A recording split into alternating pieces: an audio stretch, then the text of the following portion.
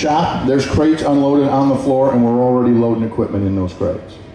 Those crates will be loaded up and finished by mid-April. Late April, that gets loaded on a boat and it gets floated over to England. Okay? And we race whatever our last race is before Le Mans. Is it Monterey again? I don't know. I have to look at my schedule. Anyway, then we got to bring the cars back to Detroit, spend 2 days, 24 hours a day, 48 straight hours, rebuilding those cars along with a bunch of other equipment. That gets put on trailer trucks, taken to the airport, loaded on aircraft, and flown over to England. We take everything to England. Anybody been to France? I don't think I need to say nothing, you know. France's national pastime is going on strike. And everybody gets a turn. Yep. They're very fair and equitable about that. Excusez-moi, s'il vous plaît, when was the last time you went on strike? Well, we went on strike 2 weeks ago. It is your turn again. You can't trust anything getting shipped in there. You'll never end up with it. So we ship it all to England and truck it back. The cars are the exact same cars. They run on different fuel, all right? Which means we have separate engines for Le Mans, and we have separate fuel cells for Le Mans. They run on a different volume of fuel. Other than that, pretty much same rules. You know, I think we got a little different restrictor this year for Le Mans. But we've done it. I mean, this will be our 16th consecutive year of going to Le Mans. And we've got it down pretty well. So all the differences that are there, we have fully comprehended and things in place to ease the impact on the team. And they're pretty efficient at getting all this done. So. But those are essentially it. Different fuel is the primary thing, and then that causes some fallout, you know, in engine selection and fuel cell selection. But after that, they're pretty much the same. So, yeah! Here they come. Woo!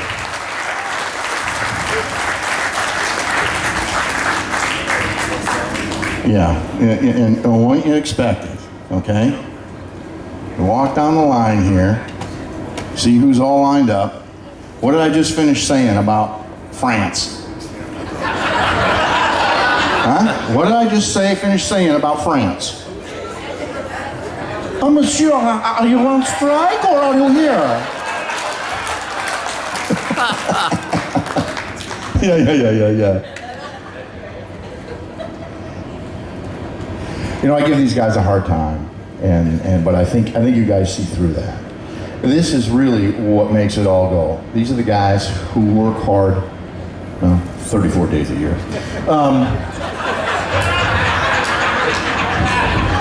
Take a picture with that. But in their off days, they are hard at work doing other things. And they are totally, when they get to the racetrack, they are totally dedicated to doing the best job they possibly can. They're inundated with reams of data, you know, printouts from the track, how the cars are handling, what they can do, looking at each other's data to see where they can improve themselves. I mean, they are totally focused for the entire weekend, usually till about 8 o'clock at night. The focus changes. But they're great guys, and we have a true international lineup here. I'm gonna start with Tommy. Tommy, this is what, you four? Someone? Who's counting? 5th year, okay. And still in Virginia. Yeah. And our American driver, for those of you who maybe not. Yeah! He was an ex-BMW guy who saw the light, okay? And I don't think he's ever looked back. He's still smiling. And it's paid off really well for him because he's got the cutest girlfriend I've ever seen, okay? We talked to him when he was a BMW guy. He got Corvette, man, they're lined up. Next we have Mr. Gavin, our most experienced driver on our lineup. Y'all know him, yeah. And by the way, was in the seat yesterday when the car got towed around her in the pole position. And Oliver told me confidentially, he says, I was just hanging on. He says, I was just hooked up to Jan. He says, I didn't have to do anything. It was really pretty simple. I'm gonna skip the next guy because he's the newbie. We have the second fastest Magnussen in the world.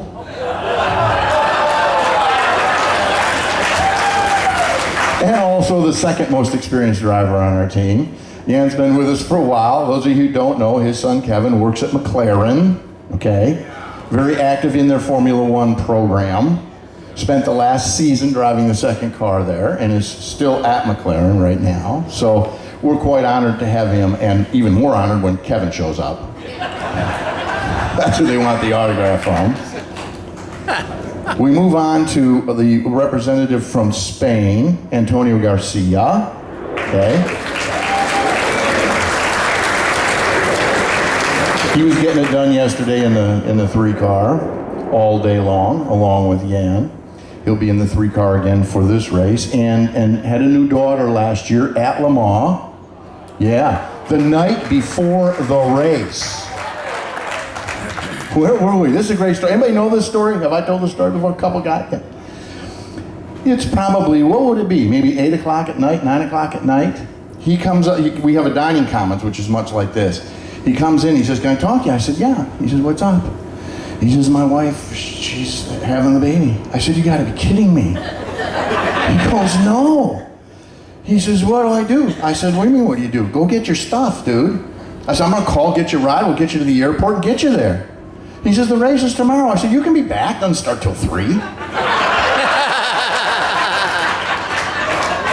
Did we do this? Did we make this happen? 2 hours later, I had a car out in front of that dining commons, taking him to the airport. He flew home. She had the baby already, didn't make that, but he did get to hold her and see her, turned right around back to the airport and was back at the track by noon, ready to go race. All right. And a guy whose face is a little familiar, he was with us a little bit last year, Ryan Briscoe, who also had a new child last year. Yes. And the only reason he's still back, he has one of the most beautiful wives on the planet. Now, Nicole Briscoe. Anybody watch X Games last night? Well, while he's down here in the paradise of Daytona Beach, his wife's in Aspen. Yeah, broadcasting X Games for ESPN. She's a professional sports broadcaster, so we keep sports in the family, and we are happy to have this young man. He does a great job for us. And now our new guy, our newest guy, look at that smile. How do you say no to that? Huh? Even though he is French. We have known each other for a number of years because we've raced in similar series at Le Mans all over the place. And he's been after me for a long time to drive a Corvette. We had an opportunity come up this year, okay, for a third driver for this event and for Sebring. And the first name that came up on our list was Simon Pagenaud. I want to tell you what, this is a quality guy, an experienced and excellent driver of a wide array of sports cars, up and including, I think it was a LMP1 with, come on, Peugeot. That's a French company, I don't know. Yeah.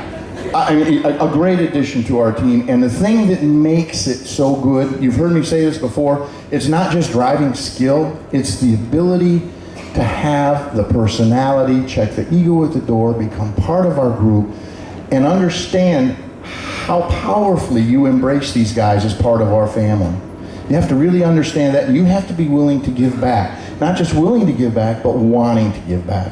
Simon fits all those, checks all those boxes just like the rest of these guys have. We couldn't be more pleased and more proud to have him be part of our team. He is one of the greatest guys I've ever met in motorsports. So Simon, welcome, buddy. And I know this is an indoctrination for you. He has watched from afar at many events the Corvette Corrals, the Corvette autograph lines. He's a little nervous. He's thinking, oh my God, these people are gonna tear my clothes off my back. I said, usually they ask before they do. They just don't do it uninvited. So with that, I'm going to let you guys come on up. Any more questions? I'll do one more if it's really important. I'll get one hand, okay. Does he get wine at lunch? Does he get wine at lunch? Let me tell you what. Don't use the term wine and drivers in the same sentence, okay? Because I spell it differently than you do.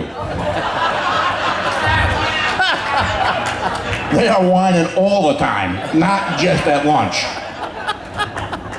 All right, you guys have a great time. Great. They're going to sign autographs for you. I hope you enjoy your day tomorrow. You know they're going to put out. We're going to put on a great show for you. Thank you again.